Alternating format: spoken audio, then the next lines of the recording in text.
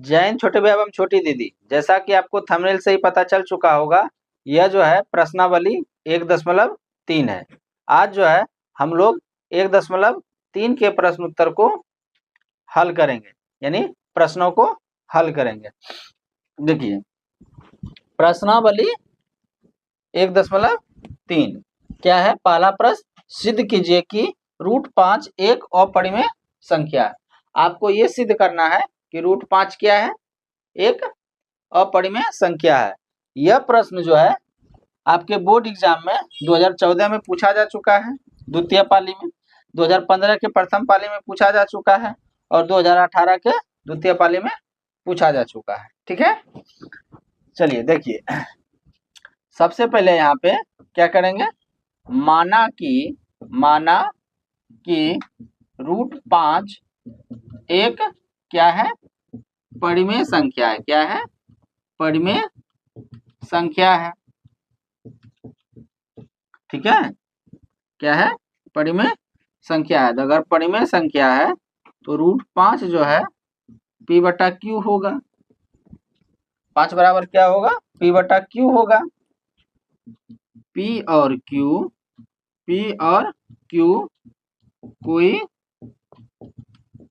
पूर्णांक है और Q जो है 0 के बराबर नहीं है। P और Q का गुणनखंड 1 के अलावे नहीं है। ठीक है, 1 के अलावा इसका कोई गुणनखंड दूसरा नहीं है। तो यहाँ पे √5 बराबर P/Q, दोनों तरफ अब क्या करेंगे, दोनों तरफ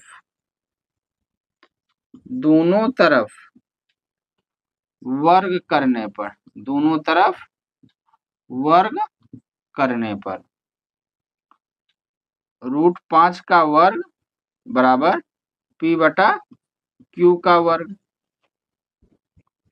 √5 का वर्ग कितना होगा, 5 बराबर P²/Q²।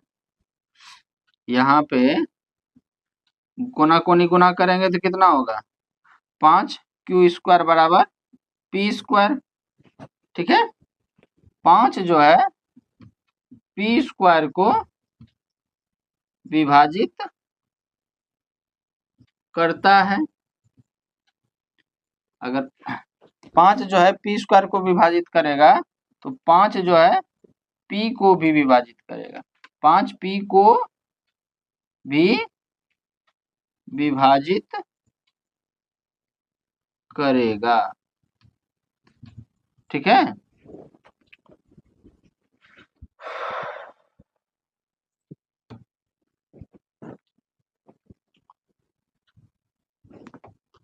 माना P बराबर 5C, क्योंकि हमको √5 प्रूफ करना है इसलिए 5C मानेंगे। हम अभी जस्ट बताए थे उदाहरण नंबर किसमें, 9 में, नहीं कि अगर 3 रहेगा तो √3 रहेगा तो 3C मानेंगे। अगर यहाँ √6 प्रूफ करना रहता, √6 प्रूफ करना रहता, सिद्ध करना रहता तो हम लोग क्या मानते हैं, 6C मानते हैं। ठीक है, तो यहाँ क्या हो जाएगा, अब इसको ये समीकरण 1, तो यहाँ पे क्या हो जाएगा, 5Q², P के जगह हम लोग क्या रखेंगे, 5C रखेंगे, तो 5C का वर्ग, तो क्या होगा, 5Q² बराबर 25C²। 5 का 5, 5 है 25, यानी Q² बराबर कितना होगा, 5C होगा। तो 5 जो है Q² को विभाजित करेगा, 5 P² को विभाजित करता है। ठीक है, तो 5 Q को भी विभाजित करेगा, को भी विभाजित करेगा। तो यहाँ पे तो P और Q का जो है एक के अलावा दूसरा भी गुणनखंड आ गया, और वो गुणनखंड कौन है? 5। तो हमारी मान्यता क्या होगा? गलत साबित होगा। तो यहाँ पे लिखिएगा, अतः हमारी मान्यता गलत साबित हुई। P और Q का गुणनखंड एक के अलावे 5 भी है। √5 एक परिमेय संख्या नहीं है, बल्कि क्या है? बल्कि √5 एक अपरिमेय संख्या है। ठीक है।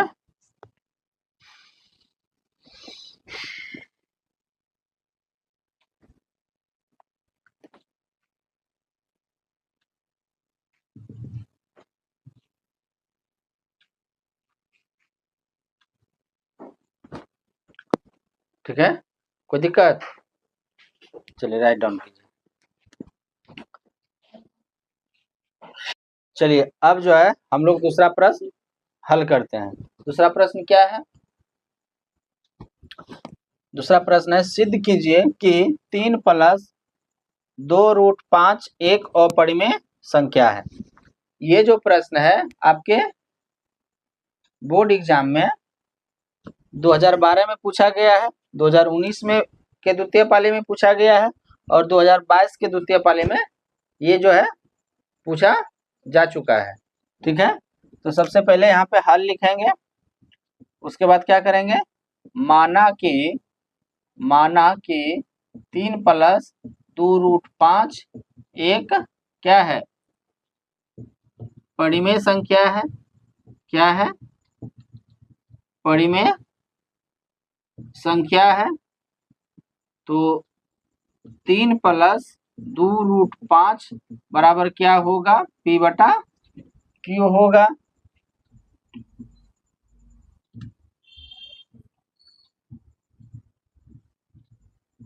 P और Q क्या है? पूर्णांक है, और Q जो है 0 के बराबर नहीं है। तो ये 3 को उस तरफ लेके जाइएगा तो कितना बचेगा? 2√5 बराबर P/Q -3। 2√5 बराबर Q P -3Q होगा। यहाँ पे कुछ नहीं तो एक, Q को Q से भाग दिए तो एक को P से गुना किए तो P माइनस एक से P Q में जो है भाग दिए तो Q आया, 3 को Q से गुना किए तो 3Q आया। ठीक है, तो √5 बराबर क्या होगा? P -3Q बटा 2Q। ठीक है, यहाँ P Q 2 और 3 जो है क्या है? पूर्णांक है। पूर्णांक है, लेकिन P -3Q बटा 2Q क्या है? परिमेय संख्या है। क्या है? परिमेय संख्या है न? और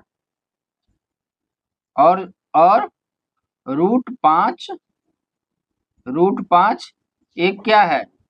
अपरिमेय संख्या है। क्या है? अपरिमेय संख्या है। अपरिमेय संख्या है। तो तो परिमेय संख्या और अपरिमेय संख्या आपस में कभी बराबर हो सकता है? कभी भी बराबर नहीं हो सकता है। तो यहाँ पे लिखेंगे √5 बराबर नहीं होगा P-3Q/2Q का। ठीक है, अतः हमारी मान्यता गलत साबित हुई।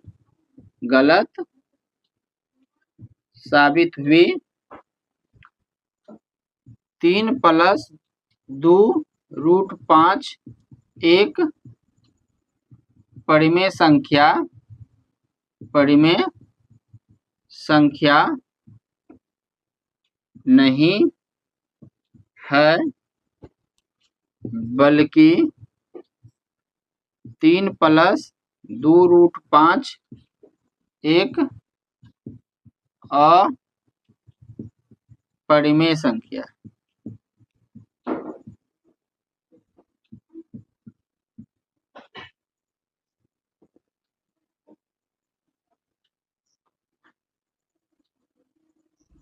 ठीक है, कोई दिक्कत है? चलिए इसको राइट डाउन कीजिए।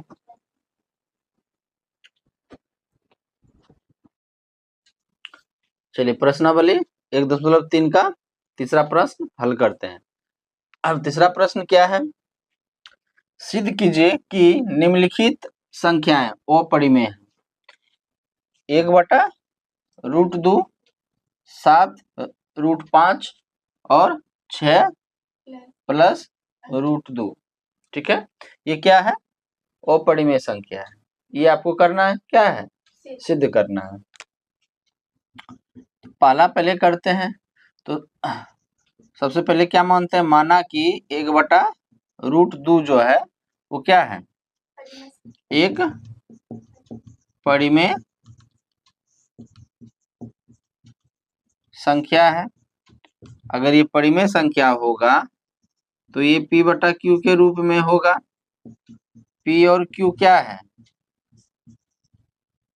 कोई पूर्णांक है, ठीक है, और Q 0 के बराबर नहीं है। P और Q का एक के अलावे दूसरा कोई गुणनखंड नहीं है।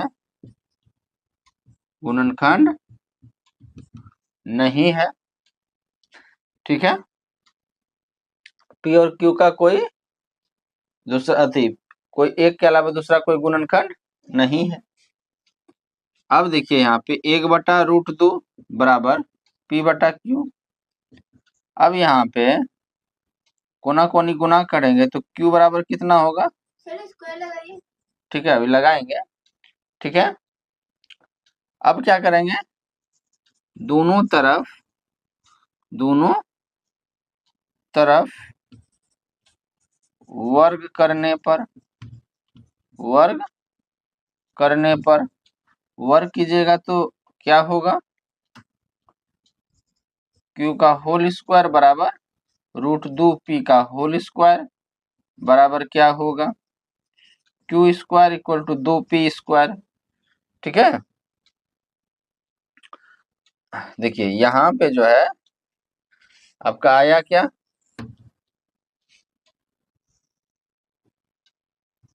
Q स्क्वायर बराबर 2P स्क्वायर।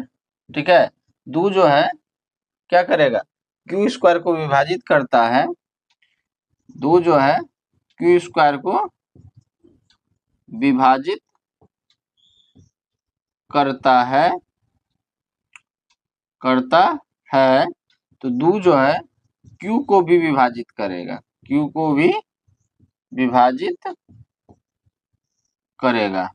ठीक है, ये समीकरण 1 मान लिया। फिर माना कि Q बराबर 2C, कितना? क्यू बराबर 2c।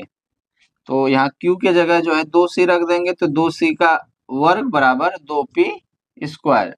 तो ये कितना हो जाएगा 4c स्क्वायर बराबर 2p स्क्वायर।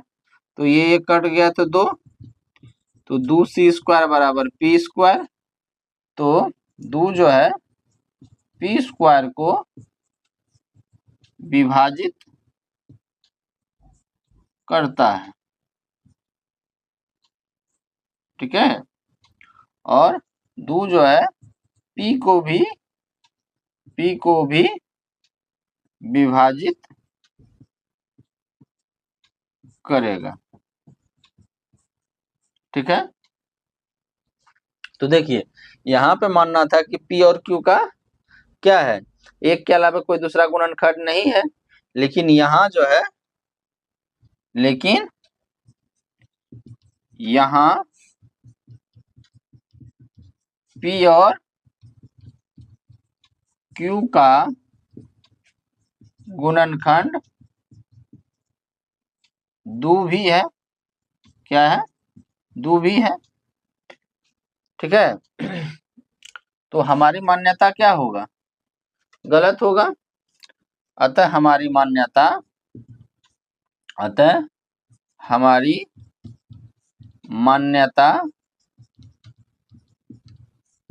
गलत साबित हुई, ठीक है। अतः हमारी मान्यता गलत साबित हुई। 1/√2 जो है एक परिमेय संख्या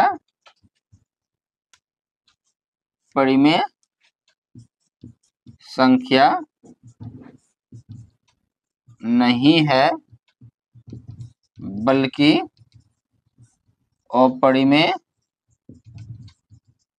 अपरिमेय संख्या है। चलिए अब जो है हम लोग 3 का दूसरा प्रश्न हल करते हैं। देखिए दूसरा प्रश्न इस तरह का बना चुके हैं, नहीं बनाए कि नहीं बनाए हैं। क्या है दूसरा है 7√5, ठीक है। तो फिर इसको यही करेंगे, माना कि 7√5 एक क्या है, परिमेय संख्या है। क्या है, परिमेय संख्या है। अगर परिमेय संख्या है तो 7√5 जो है क्या होगा, p/q के रूप में होगा। p और q क्या होगा, पूर्णांक होगा। क्या होगा, पूर्णांक है, ठीक है। और q जो है 0 के बराबर नहीं है। अब देखिए यहाँ पे √5 बराबर आप क्या लिख सकते हैं, p/7q लिख सकते हैं कि नहीं लिख सकते हैं। हाँ, यहाँ p7 और q जो है क्या है, पूर्णांक है। क्या है, पूर्णांक है। लेकिन √5 जो है क्या है, अपरिमेय संख्या है। क्या है, अपरिमेय संख्या है। तो एक परिमेय संख्या है और ये है, और जो है ये 7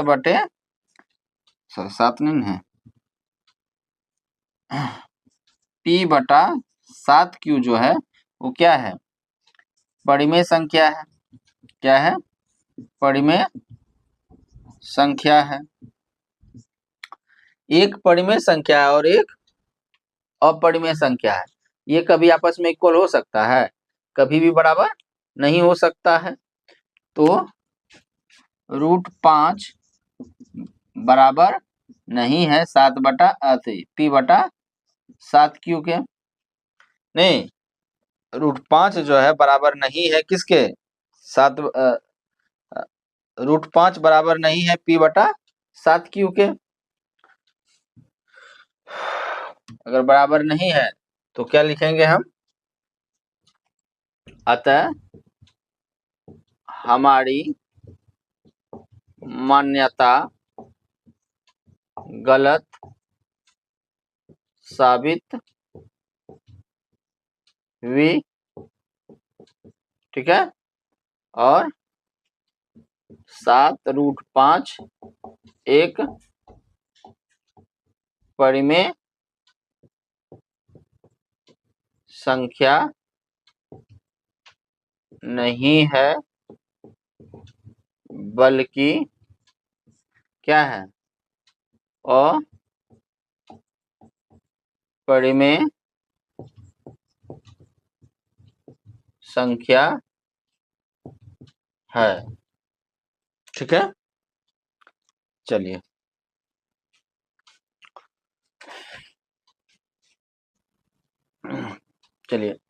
थर्ड का जो है, थर्ड नंबर सॉल्व करते हैं। देखिए थर्ड नंबर क्या है,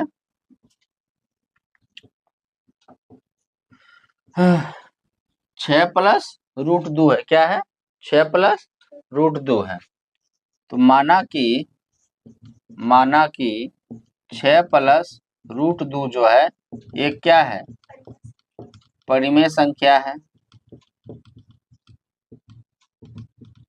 परिमेय संख्या है, तो परिमेय संख्या है, तो 6 प्लस रूट 2 जो है वो क्या होगा, P बटा Q के रूप में होगा।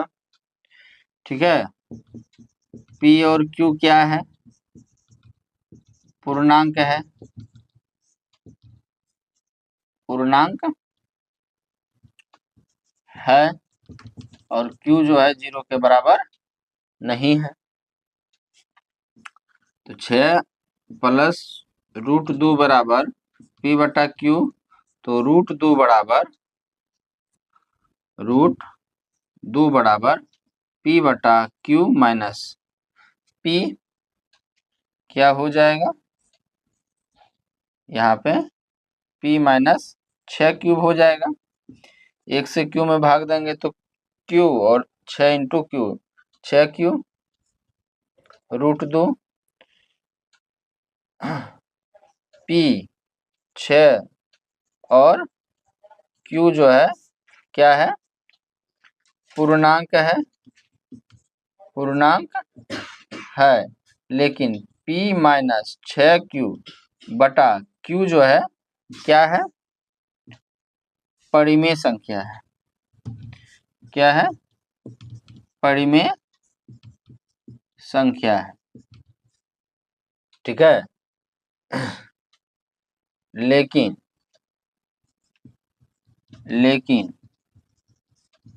रूट 2 जो है वो क्या है, अपरिमेय संख्या है। क्या है, अपरिमेय संख्या है। ठीक है, अगर वो अपरिमेय संख्या है, क्या है, अपरिमेय संख्या है, तो अपरिमेय संख्या है, तो अतः हमारी मान्यता गलत साबित हुई।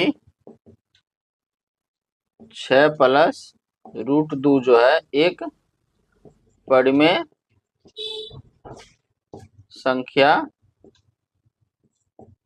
नहीं है, बल्कि अपरिमेय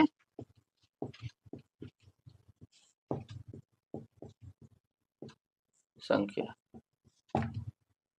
ठीक है, चलिए एक्सरसाइज के सभी प्रश्न को जो है हम लोग हल कर लीजिए।